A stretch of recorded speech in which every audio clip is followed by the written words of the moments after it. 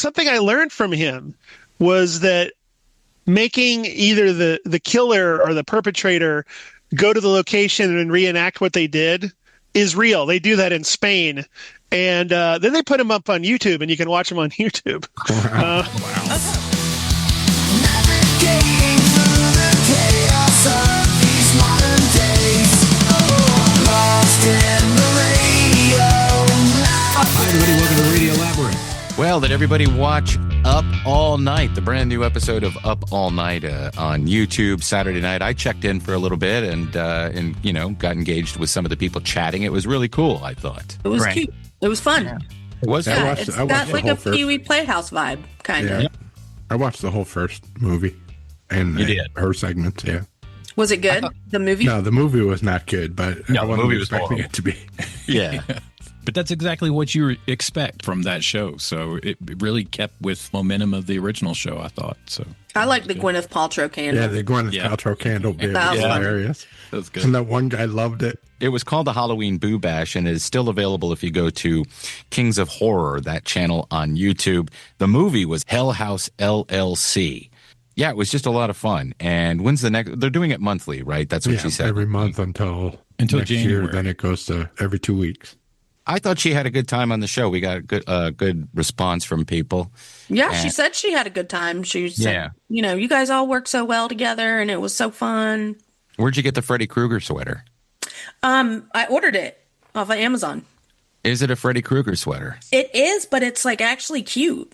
Yeah, it's not worn out. There's no blood on there. Yeah, the ones that were like cut up, it was like too like perfect. Do you know what I mean? Like it didn't even look like it was. It looked like somebody took scissors and like cut squares out of it, and I was like, no, I'll tear it up on my own. The bastard son of 1,000 screaming lunatics. Maybe I didn't get the line right, but the bastard son of 100 maniacs. I'm your boyfriend now, Nancy. That's I'm your boyfriend now, Nancy. welcome to what? Prime time, bitch. Welcome to prime time, bitch. I played Freddy Krueger at a haunted house, and I came up out of hay and went after a kid, and the kid's dad punched me. Oh my god! You had it coming. that'll I was happen. in high school. Yeah, get away from my kid. And then he apologized. It happens. It happens. We do have a guest this week who's coming up very soon, Casper Kelly. We talked to him about VHS Halloween, which we all watched and enjoyed. That is the latest in the anthology series of films by the VHS people.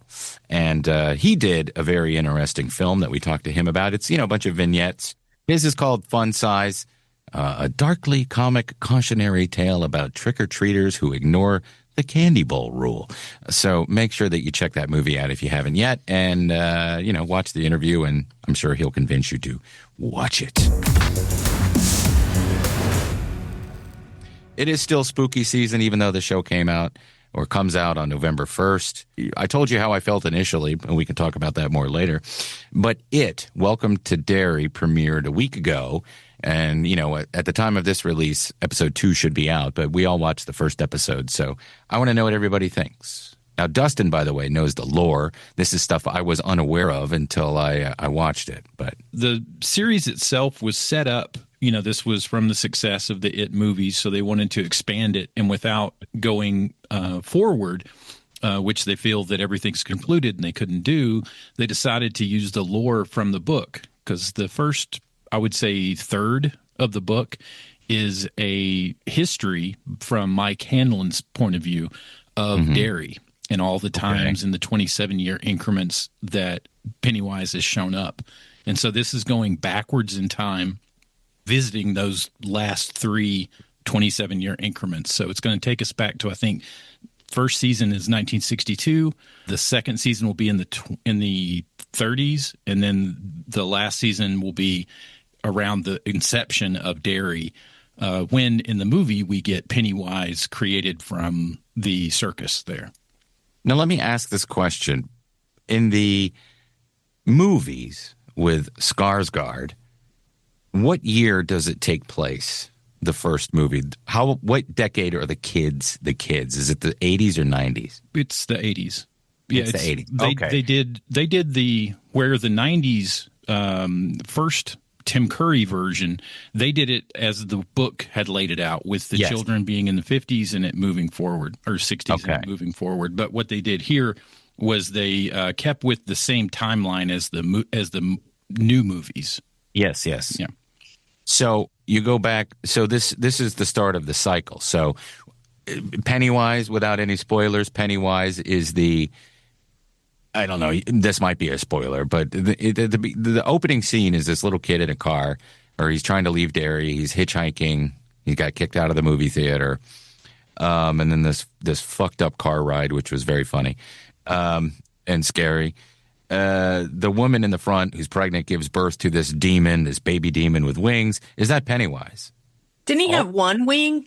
Yeah, he has one wing. Which is hilarious, because wouldn't you just fly in circles? Yeah.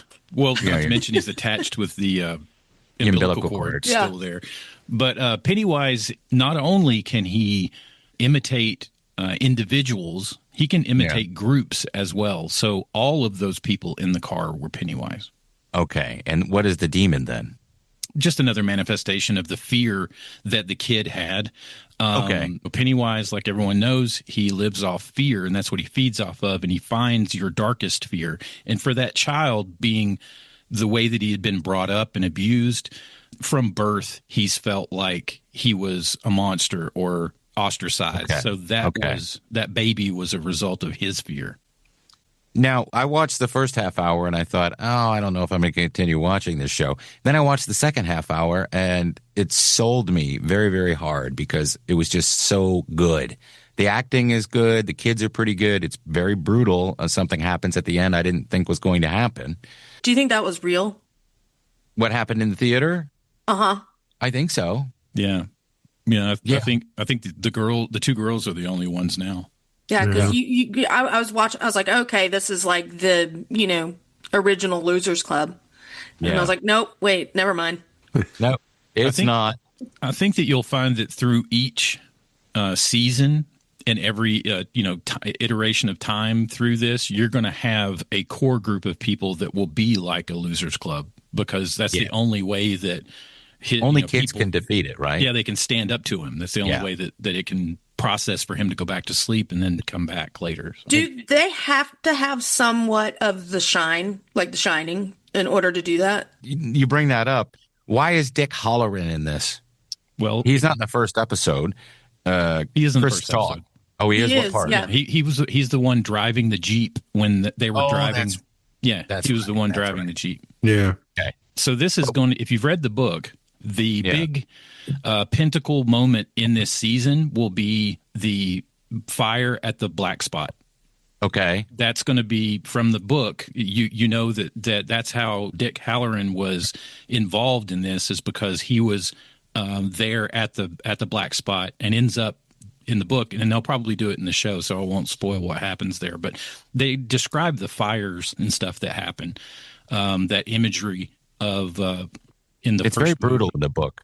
Yeah, and it's very way more brutal in the book about what happened. Yeah, and so the instances of the racism at the with the new pilot that comes in, all that kind of plays and probably leads to a focal point of the fire eventually. So was Dick Hallorann in the book? I never made that connection. Yeah, he's in the book. He's talked about that he was a friend of his father's.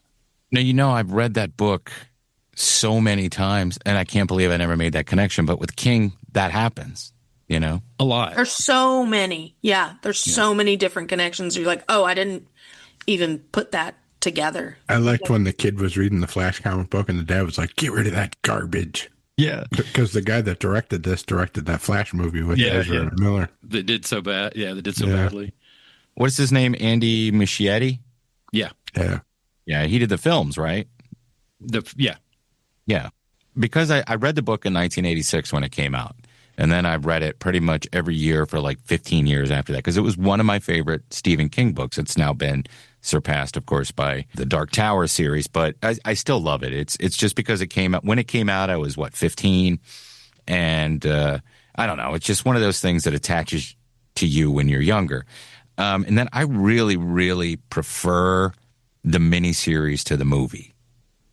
And I think it's a nostalgia thing. I like Tim Curry's clown. It was sort of me. It was scarier. It didn't look like a monster, until the teeth came I always preferred the 90s version as far as adhering to the book better. The book, yeah.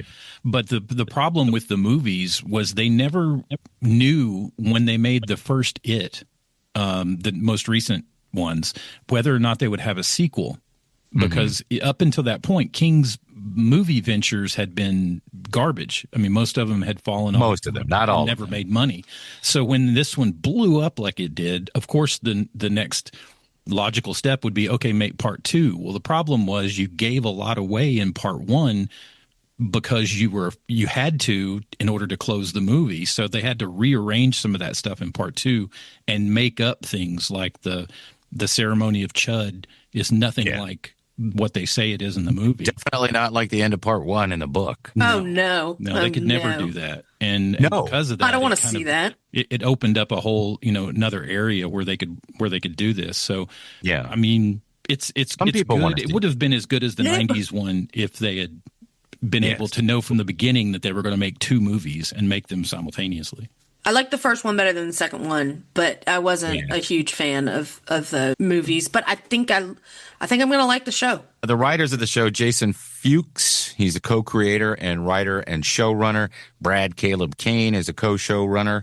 You have the cast, Jovan Adepo as Leroy Hanlon, Taylor Page as Charlotte Hanlon. We already talked about Chris Chalk, who, by the way, was in Perry Mason, and I thought was awesome in that. He's Dick Halloran. James Remar as General Shaw. Stephen Ryder as Hank Grogan. Madeline Stowe is going to be joining the cast, and eventually we'll see Bill Skarsgård returning as Pennywise the Dancing Clown. So that's a thumbs up from us, I guess. Yeah. Radio Labyrinth is also brought to you by The Punchline. The Punchline Comedy Club in Sandy Springs, Georgia. Tucked inside the legendary Landmark Diner, The Punchline remains Atlanta's longest-running premier comedy nightclub, where you can get a huge slab of cake or pancakes to satisfy any cravings you have while you laugh. Coming up at The Punchline, on November 6th, Max Mantikoff, who I will be interviewing on the podcast. From the 7th to the 9th, it's Alonzo Bowden. On the 8th of November, you have Pinky Patel. November 14th through the 16th, Leslie Lau. On the 18th, you have Andrew Packer and Mark Anthony Singoga. On the 19th, Maddie Chimber. And then on the 20th through the 22nd, it's Josh Sneed, who we hope will do the show. And then kicking off December on the 4th and the 6th, it's Erica Rhodes. For tickets and to find out who's coming up, go to punchline.com. Patreon members, keep an eye out for a weekly post offering you a chance to win a pair of passes to an upcoming show. But we told you we were going to do a giveaway for the Punchline, and here's the hat. 3 people replied. Now, I know there are more Patreon members in the Atlanta area, so next time we post the link, make sure you go in there. And all I asked was that you put your name in or comment under the thread and post your favorite comedian. Fantastic. So there are 3 names in this hat. And I want you to see that I'm not looking at them. And I'm putting my hand in, and I'm pulling out a name. And the name says Mark Weiland. And the comedian he likes is Dave Chappelle. So, Mark, I'll be in touch soon and to tell you how you can get a pair of passes to an upcoming show at the Punchline. This week, we're joined by the brilliantly twisted mind behind some of the most inventive horror and comedy of the last decade. Casper Kelly returns to Radio Labyrinth. You might know him as the creator of the viral cult hit Too Many Cooks, or from his surreal genre-bending work on Adult Swim favorites like Your Pretty Face is Going to Hell, Squidbillies, and the Adult Swim Yule Log, which is one of my favorites. Most recently, Casper brought his unique brand of chaos and creativity to the big screen as the director of a segment in VHS Halloween, the latest installment in the found footage anthology series. We taped this last week. That's why our clothes look different. Anyway, Casper Kelly, welcome back to Radio Labyrinth. VHS Halloween, which is hot off the presses. You can watch it right now on Shudder or AMC Plus. Is that on AMC Plus as well? I should know that if I'm giving interviews. I think if you have AMC Plus, you have Shudder. Yeah. Okay. I got Shudder and I watched it and I enjoyed it. So I will start there. Very well done. And I'm not just saying this. I thought yours was the best. It was funny. Oh, thank you. I loved them all, though. I loved how some were the darkest in the franchise. But I thought it was a real Whitman sampler where it was different flavors. Sometimes right after the next, one after the next. And I really liked it. And I loved the wraparound, too. That was great. Yeah. The Diet Phantasma. Yeah. Well, the kid print, which was the one after yours, was to me the harshest one. I mean, it was like, oh my goodness, this is, after the light fare of people being killed by candy. This was like, holy cow! But it was so brutal. I mean, the whole movie was enjoyable, especially if you like horror and camp and stuff. And but you could tell that you put your mark on Fun Size. My favorite thing that I saw on Reddit where people are talking about the movie is, I watched Fun Size and then I looked at it and it's one of my favorite guys from Adult Swim, so it tracks. Yes, that makes me feel so good. But I do also wonder, well, maybe this is a good thing, but if I have a style, because even when I try to go away from it and do something else, it ends up still being a certain style. You know what I'm saying? Sort of the Wes Anderson, not to compare myself to Wes Anderson, but you know what I mean? Or I heard that, I'm now just switching subjects, but I heard P.T. Anderson, when he did Punch Drunk Love with Adam Sandler, was literally trying to make an Adam Sandler movie. He was working a funny job at a novelty plunger company. He had overbearing sisters, but it's so obviously a P.T. Anderson movie more than you know what I mean? Oh, yeah. Anyway. Yeah. And I got to go to Fantastic Fest and meet all the other directors, which was also thrilling. The Spanish, there's a Spanish segment, and that was directed by Paco Plaza, who did the Rec series. And yeah, so it's incredible to get to meet everyone. Something I learned from him was that making either the killer or the perpetrator go to the location and reenact what they did is real. They do that in Spain. And then they put them up on YouTube, and you can watch them on YouTube. Wow. Oh, crazy. Yeah, isn't that wild? That is Yeah. I was like, here in America, I don't know if they even have the budget to catch them, let alone take them to all these locations and reenact it. Wow, that's crazy. Thanks for the rabbit hole. Yeah, that'll be happening later. So how did you get involved in the movie? I was working on another project with Josh Goldblum that didn't happen, but he is a producer on VHS. So when the time came for them to do another VHS, which I think they're doing one a year now, he very kindly thought of me, which was thrilling. Yes, and I was very excited. Did you already have the idea in mind, or did you write it after you got the?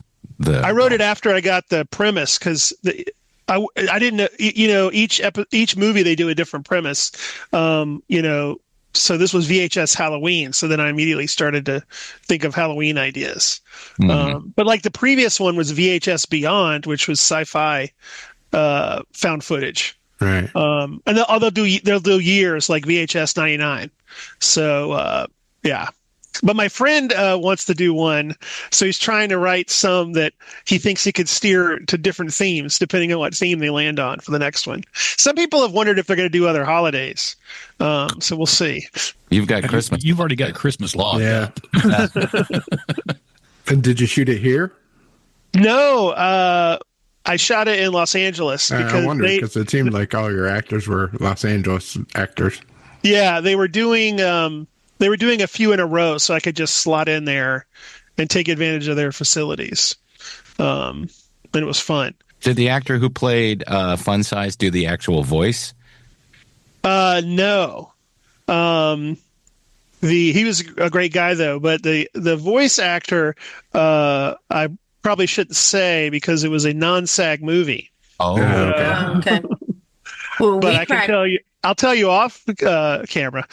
Right. Okay. We cracked up at that when he gets his arm chopped off and he goes, "Ow, ow." I took a screen grab of where they're looking at the candy, the unwrapped candy toward the beginning, and obviously you know what it is, and I don't want to spoil it, but anyway, I had a screen grab and I was going through pictures on my phone showing my son, and he goes, "Daddy, what's that chocolate?" Oh, no. And I just hit what? That was that item you're talking about. Josh Goldblum's awesome girlfriend and producer Megan Gillette spent a few days with her friend who's a baker concocting those and getting it just right. Well, she did a good job. Yes, great job. And you had no veiny. Yeah, very veiny. You had no idea where. I had no idea where it was going, which is why I like stuff like that. I mean, sometimes you watch horror, whether it's a short or whether it's a long film, and you know immediately where it's going. But I had no clue, and without spoiling what happens at the very end, I wasn't expecting that either. So it's the kind of horror that I like. This movie, if you're a horror fan and you haven't watched it, it's worth getting. Get the trial for Shudder, and you could do that on YouTube. That's how I do it, and. Just watch all these what are they? They're not called shorts, are they? What are they actually called? Segments. Segments, yeah. Yeah. Coochie Coo was gross. And 3 of the segments were shot in the same neighborhood, which was an old insane asylum, like east of Pasadena, that became a school and then some other things, and then they built a fake neighborhood there. It was. Don't you love that, those fake sets, like a fake neighborhood? Yeah. There's one here. There's at least one here in Atlanta. There's probably more than one. But Tyler Perry's old studio has one of those where I shot some of Yule Log too, and I always love that stuff. Except when it's summer and then you realize these houses have no air conditioning. What did you think of Home Haunt? Oh, I loved Home Haunt. I thought that was a great ending. You know what I thought? I'll be honest. Well, and also the directors are delightful, Micheline and RH. But what I thought was, we all were supposed to get the same money. These are a lot of awesome backgrounds. I'm like, did they borrow from mine? Yeah. To make all these amazing sets? Because I was told no on certain things. I'm like, but no, I love the short. I'm just kidding. I love the short. And they're that was great. quite elaborate, that set that they had. But they did it on their green screen soundstage that they own, the Shutter people, the Shutter company. So maybe they saved a lot of money that way, and they just used creative lighting and building. But it was really good. Just one thing after another with that one. It was a great way to end it. Yeah, for sure.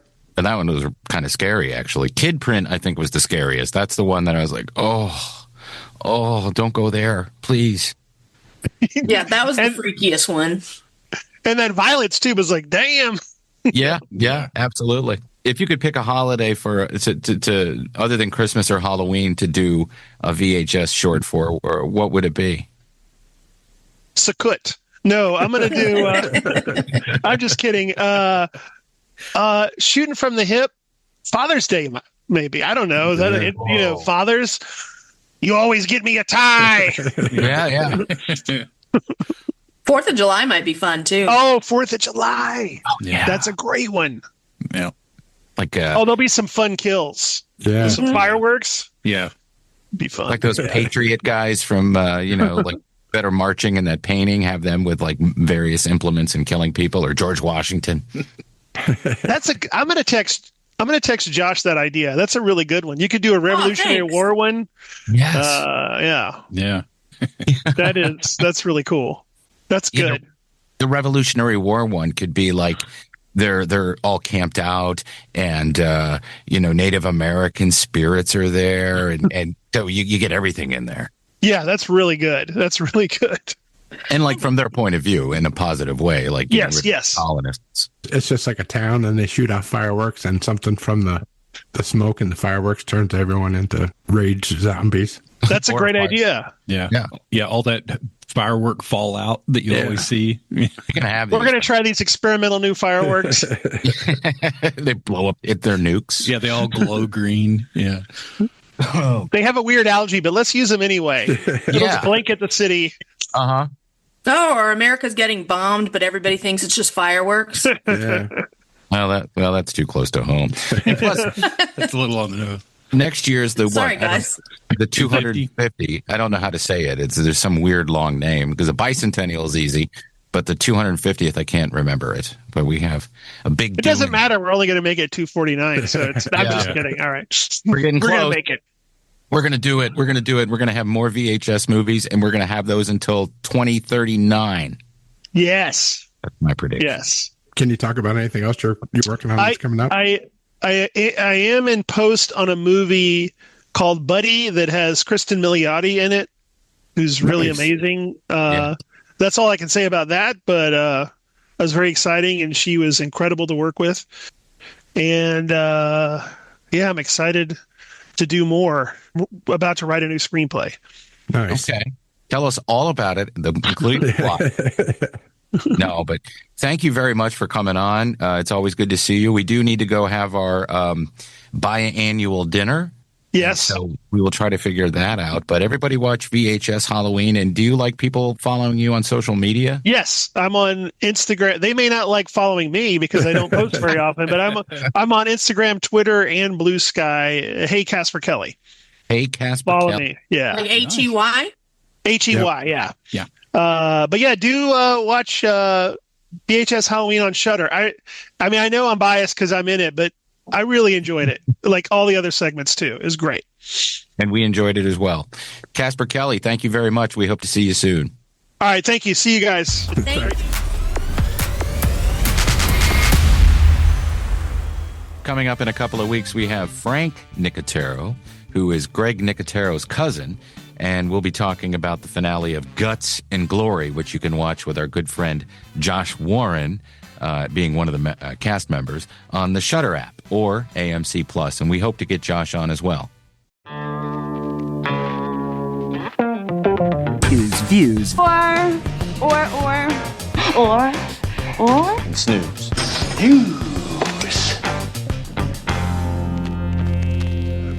All right, this week, Aileen, Queen of the Serial Killers, comes on Netflix on the 30th. Do we need another story about her? Who? And who I made think her that the queen? definitive one has been done already, Is but this the monster movie? The monster movie's great. There was a documentary after that. This is Aileen Wuornos. Warnos. Yes. Warnos. Yeah.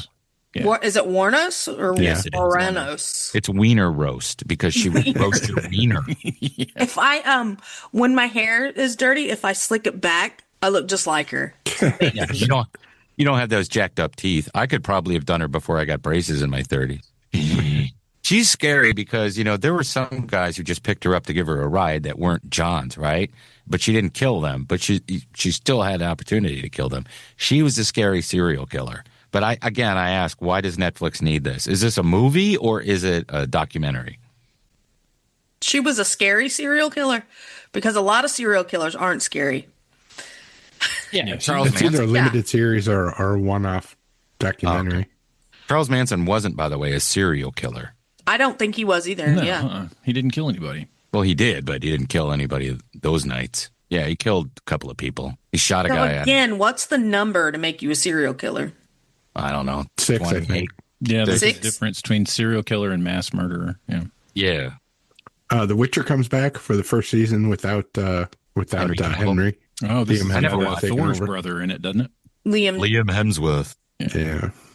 I never watched it. Is it good? Yeah, it's good. It's a cool show, yeah. If you like fantasy stuff, yeah. I enjoyed it. I'm looking forward to see how they handle the swap. I came home from doing stand-up one night, and Al was like 2 or 3, and he's in Jones's arm watching The Witcher, and I was like, "What the? You can't watch this with the 30-year-old." And so I haven't been able to watch it since. And Down Cemetery Road, this is a new Emma Thompson, Ruth Wilson show on Apple TV. It's from the same guy that wrote Slow Horses, so I expect it to be pretty good. Okay. Let us know. Yeah. That's I'm not gonna use it. cool. Apple TV, yeah. I don't have that. Yeah, it's original Apple show. You have an iPhone, don't you? No. Oh, yeah, that's right. That's No, why yeah, our she texts are doesn't. all green. Oh no, are my texts green on Your your texts are phone? green. How embarrassing. Let's do our staff picks. Mine's not really spooky, but Kyle MacLachlan's in it, and he's kind of a bad guy in this, so it makes it a little spooky. It's called The Lowdown on Hulu. It's made by the Reservation Dogs guy. Oh, okay. It's so fucking good. It's the only show I can't wait till the next episode comes out lately. Nice. Right on. Ethan Hawke's the star of the show. I like him. Anybody see The Black Phone 2? No, I want to see that. No, Not yet. It's still it's not streaming yet, right? It's still out in theaters. Yeah, I think it's in theaters.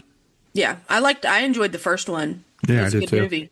My staff pick is a new book, which you can buy in hardback, or you could listen to online, or stream, on Audible. It's called Only God Can Judge Me, The Many Lives of Tupac Shakur. That was written by Jeff Pearlman. People really got to know who Jeff Pearlman was when he interviewed John Rocker 100 years ago for Sports Illustrated. That's what got John Rocker in trouble.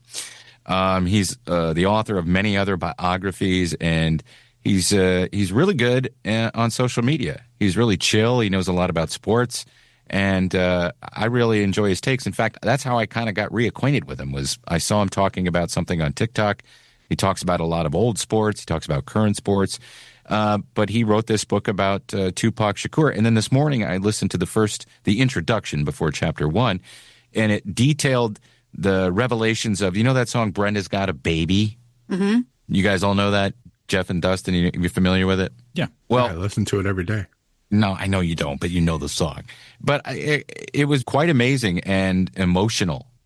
Especially if you have like mommy issues like I do, But anyway, it's one of the best pull you into a book introductions I've ever read. Now, the story behind Brenda's Got a Baby is Tupac was making a movie, and he was reading the New York Post, and he read this story about I think she was 12 or something. She had a baby, and she put it down the garbage chute of a building, and thankfully the baby survived.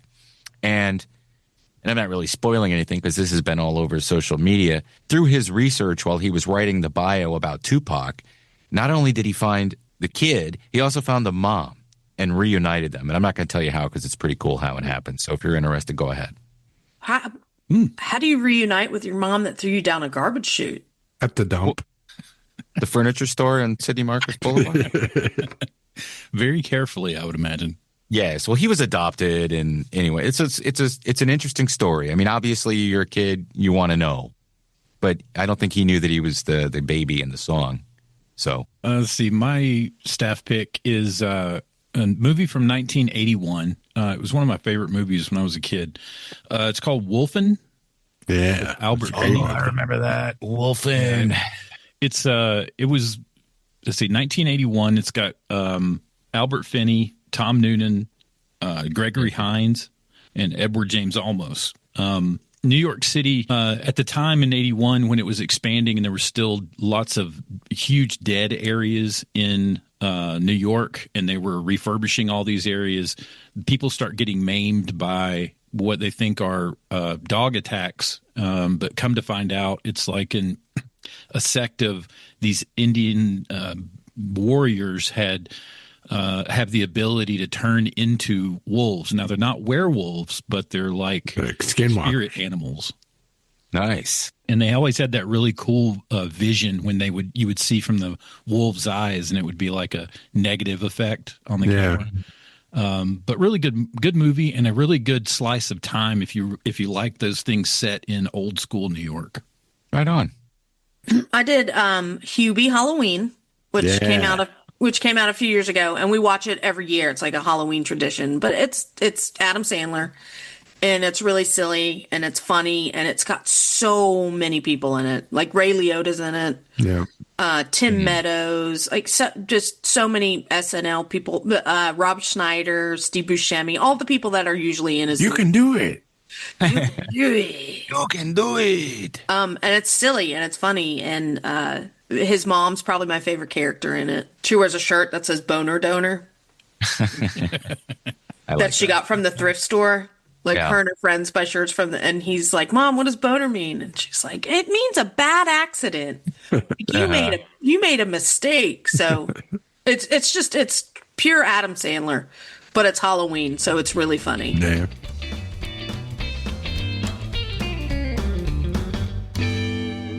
Hey, Radio Labyrinth has sponsors. In fact, we have two delightful sponsors I'd like to tell you about right now. The first one being our longest sponsor, Atlanta Pizza in Euro in Conyers, proudly serving the East Metro Atlanta area for over 40 years. Atlanta Pizza and Euro is the place to be, proudly serving you the best pizza and gyros in the city.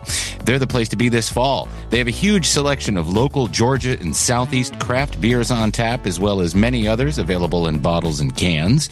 Their featured selection for fall is Scofflaw Brewing's Oktoberfest. Come out and enjoy a tasty ice-cold brew and some fantastic food made fresh to order. And I can attest to that. Their food is amazing.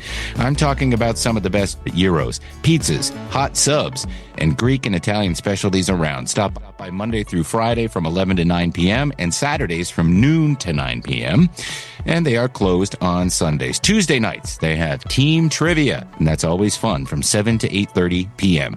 Their food truck is also available. So if you're interested, call Mike at 770-483-6228 for more details or to schedule your private or corporate event. And Mike says, thanks for listening to the best podcast around. Thank you, Mike. And for all your business and continued support.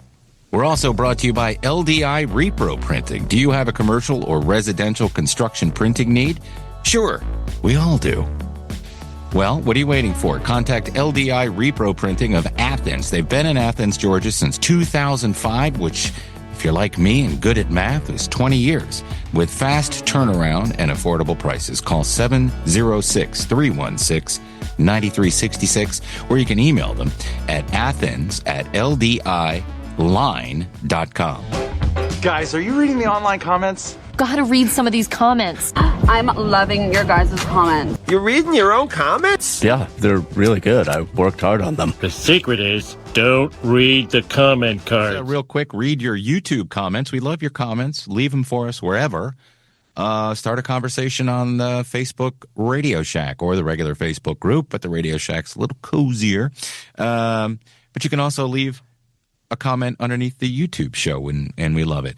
The Dewcast said Gilbert, because we talked about Gilbert Gottfried on the last episode with Rhonda Shear. Brett Perkins says, what we all search for, connection with nostalgia. We all need connection with something. It's harder with the digital world. Good point.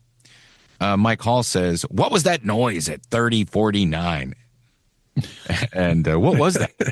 Rhonda Shear's her dog. It was her dog making a grunting noise, but it did sound like somebody farted. Yeah. King Reno Band said it's one of her 4 dogs that are surrounding her. They show up toward the end of the interview. I loved the dog. They were very cute. Yeah. And on the short that Dustin made, Football Sidelines said, thank goodness Gilbert Gottfried brought so much hysterical humor for us to enjoy. I still remember when he portrayed being the president of MTV. His character was so great because he played someone running the most hip channel of the time, and his character was so opposite of what the channel was about. Miss him a lot. We all do very much. Thank you, Football.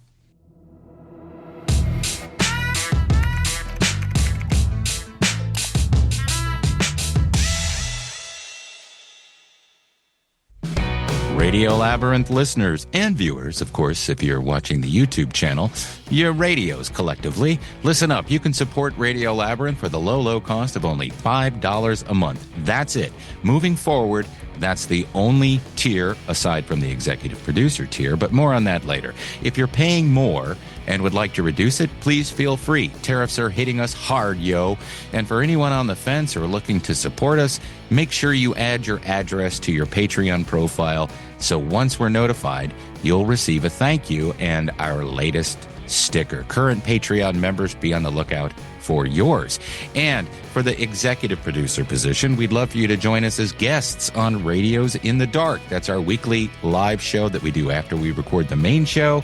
And it's for Patreon users, but we want your input. We want you on there. Not all at once, but it is your show.